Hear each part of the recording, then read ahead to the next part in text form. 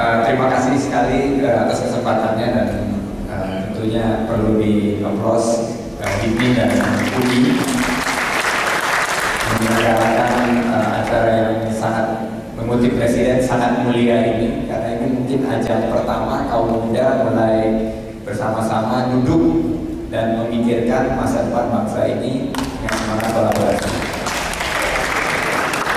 Saya rasa nggak banyak yang bisa ditambahin dari pidato Presiden yang tadi saya hitung 1 jam lebih ya, mengenai kepemimpinan dan juga menyinggung semacam ekonomi.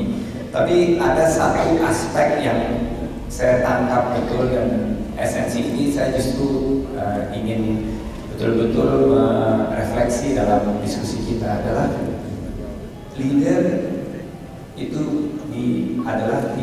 bukan lagi dilahirkan, tapi leader itu sudah bisa di-shape, leader itu bisa dibentuk. Seorang pemimpin itu bukan lagi lahir dan memiliki karakteristik sebagai pemimpin, tapi seorang pemimpin itu sekarang sudah bisa dibentuk, bukan hanya dibentuk oleh karakter yang dimiliki, tapi juga dibentuk oleh persepsi masyarakat.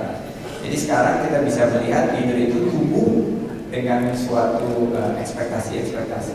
Nah, tadi disinggung mengenai leader by example. Seorang leader itu apa sih? Seorang leader itu, pemimpin itu kan harus memberi contoh.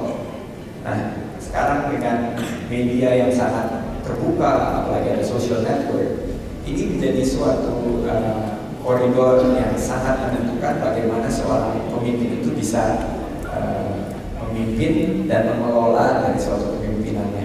Nah, ini yang kita tadi tangkap suatu kegalauan dari Presiden ya, bahwa dia tidak ingin otoritarian, dia ingin melakukan suatu kompromi, dia ingin melakukan suatu jalan tengah yang ditawarkan oleh beliau. Karena demi kepentingan stabilitas. Karena kita kadang-kadang lupa, kenapa kita bisa bertumbuh 6%, walaupun misalnya bisa bertumbuh 8% atau mungkin 9%. Kita bisa bertumbuh 6% ini karena ada stabilitas. Itu jadi yang pertama saya garis bawahi. Nomor 2, leader itu harus menginspirasi. Karena susah sekali kita mengajak 240 juta rakyat Indonesia. Saya pernah memimpin HIPMI, 30.000 aja susahnya setengah mati gitu. Tapi di HIPMI itu, apalagi HIPMI ya, memimpin HIPMI itu kan bos semua, isinya presiden direktur daripada perusahaan dan nggak ada yang digaji gitu oleh kita. Mereka itu dengan kecintaannya ikut organisasi dan mencoba memberi kontribusi. Pemimpin itu harus bisa menginspirasi. Dan kalau kita nggak bisa menginspirasi, apalagi kita tidak bisa memberikan suatu dorongan atau suatu semangat ke depan, susah sekali untuk melakukan pemimpin. Nah, apa yang menjadi inspirasi itu? Menurut saya adalah harapan itu. Bahwa harapan Indonesia atau organisasi yang dipimpin itu akan jauh lebih baik dan memberikan dampak. Nah, ini inspirasi yang kita tunggu dari pemimpin muda, dari bidang politik, dari bidang sosial budaya, yang beri inspirasi bahwa harapan dan optimisme berpikir positif itu ke depan.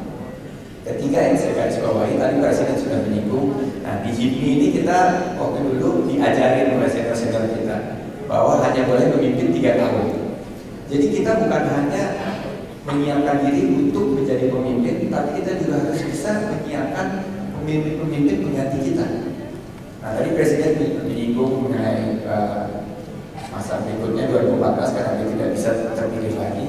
Di sini ada mulai dialog, suatu dialektika bagaimana kita menyiapkan pemimpin. Karena kalau tanpa desain itu sangat berbahaya. Jadi ada suatu desain. Kalau di HIPMI itu karena 3 tahun, tahun pertama kita membuat program, tahun 2 mengeksekusi, tahun ketiga itu kita udah harus menyiapkan siapa yang akan mengganti kita.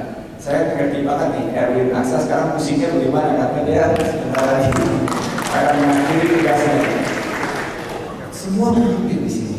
Ada dari Papua sampai ke Aceh, dari Jawa, Kalimantan, Sulawesi, bagus-bagus pemimpin muda. Tapi harus dipilih yang paling electable, yang paling bisa memimpin dan memberi suatu harapan organisasi ke depan.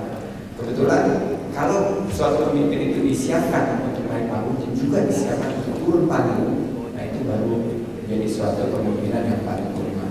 Nah, saya kebetulan ingin sharing juga sedikit mengenai ekonomi. Tadi disinggung ada 9 kesuksesan daripada pemerintah, dan saya rasa itu sangat remarkable. Saya baru pulang dari Kazakhstan di World situ banyak didiskusikan bagaimana Indonesia melakukan suatu transformasi di mana Islam, modernitas, prosperity, dan juga equality itu bisa bersandingan dengan peaceful. Di mana Indonesia bisa bertumbuh meningkatkan GDP dari $600 GDP per kapita di tahun 98 sampai ke 3.100 di tahun 2010. Jadi ini suatu explosion daripada middle class yang semua dunia sekarang melihat bagaimana Indonesia melakukan transisi ini. Saya juga melihat bahwa pentingnya infrastruktur, karena terus terang 10 tahun, 13 tahun ketika melakukan reformasi tidak ada proyek infrastruktur yang secara signifikan bisa merubah efisiensi daripada ekonomi kita. Ini akan menjadi suatu time bomb kalau tidak dijalankan pembangunan infrastruktur. Dan terakhir mengenai ease of doing business. Kazakhstan itu ada di nomor 30 ease of doing business. Membuat perusahaan itu bisa dalam waktu 5 hari. Di Indonesia kadang-kadang bisa sampai 6 bulan.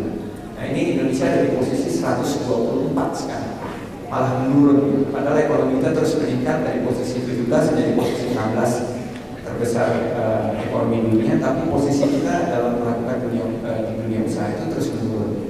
Penciptaan entrepreneur juga kita sangat-sangat lemah. Nah di sini yang menjadi suatu kegalauan daripada kaum muda. Saya rasa ke depan kita harus terus melakukan perbaikan sehingga akhirnya Indonesia bisa setara dengan bangsa yang lain dan kita bisa bangga